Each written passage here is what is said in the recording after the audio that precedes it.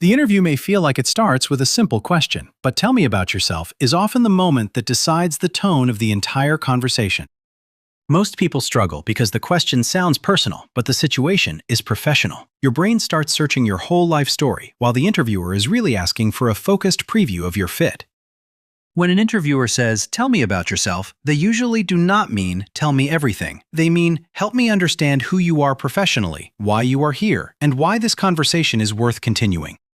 Think of your answer like a movie trailer. It should not reveal every scene. It should show the main character, the main theme, and why the audience should keep watching. A strong answer does one clear job. It connects your background to the role in front of you, not your entire past, not your personality in general, your relevant story for this specific opportunity.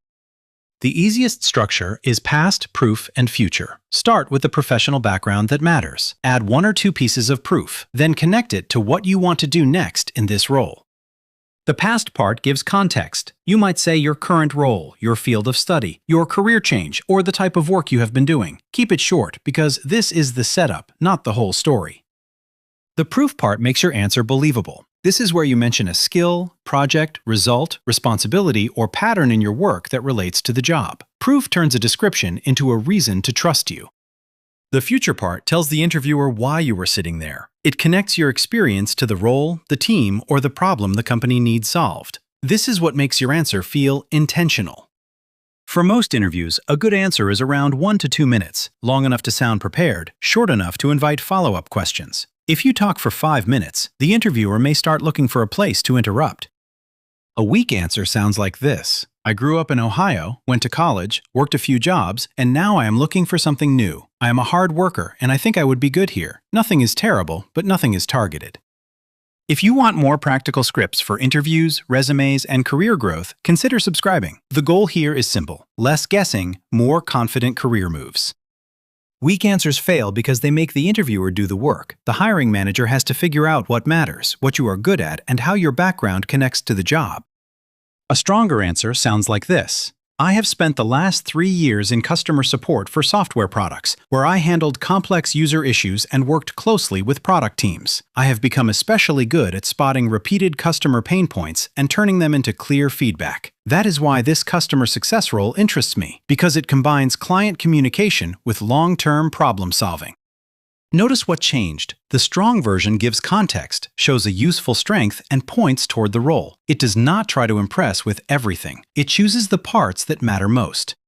Many candidates think more detail makes them sound more qualified. In interviews, relevant detail is what matters. A small example that fits the role is better than a long story that wanders away from it.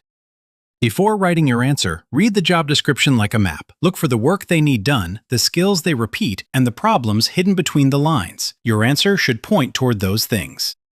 You do not need to match every requirement perfectly. Instead, find the pattern. Is the job about managing details, solving customer problems, analyzing data, leading projects, or communicating clearly under pressure? Once you see the pattern, choose your angle. For the same person, the best answer can change. A marketing candidate might emphasize analytics for one role and storytelling for another. Imagine you are applying for a project coordinator role.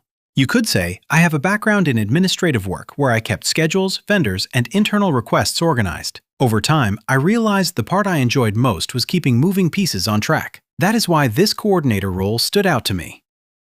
Now imagine the same person applying for an office manager role. The answer might focus less on projects and more on keeping the workplace running smoothly, supporting teams, and preventing small issues from becoming daily friction. You should prepare your answer, but do not memorize it like a performance. Memorized answers can sound stiff. Instead, remember the 3 beats: background, proof, and reason for this role. Another common mistake is walking through your resume line by line. The interviewer can already see the timeline. Your job is to interpret it, show the theme that ties your experience together. You also do not need to begin with your childhood, family details, or unrelated hobbies. If something personal directly connects to your motivation, you can mention it briefly, but the center of the answer should stay professional. Some people get too casual and undersell themselves. They say things like, "I kind of fell into this," or "I do not really know what to say." Honesty is good, but your opening should still show direction.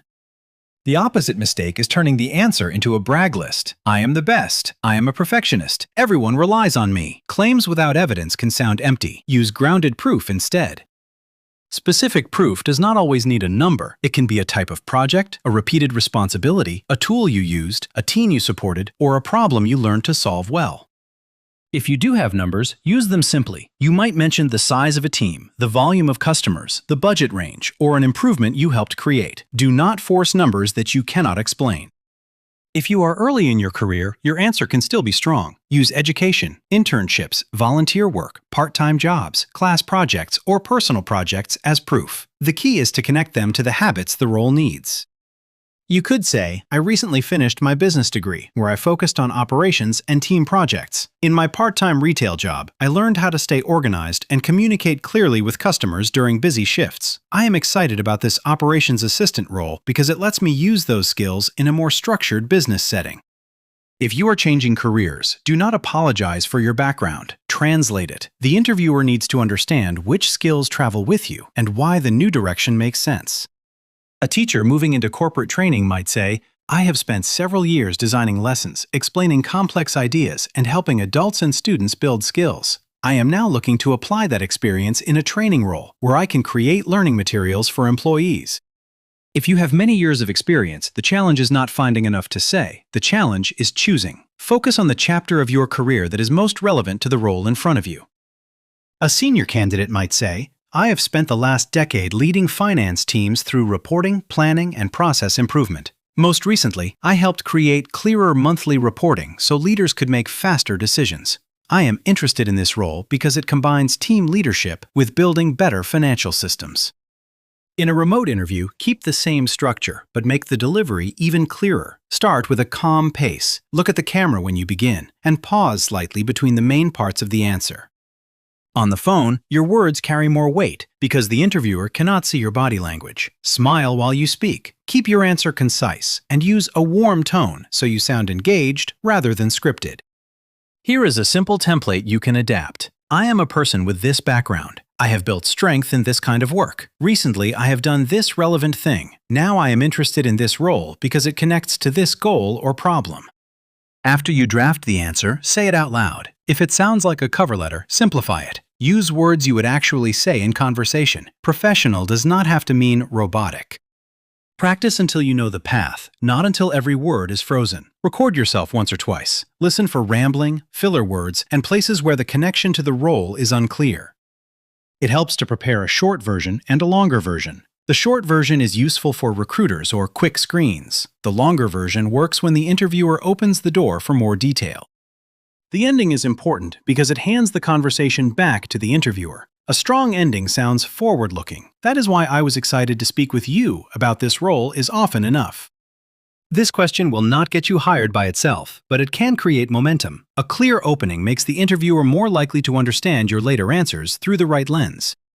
Before the interview, ask yourself 3 questions. Is my answer relevant to this role? Does it include proof? Does it explain why I am interested now? If the answer is yes, you are in good shape.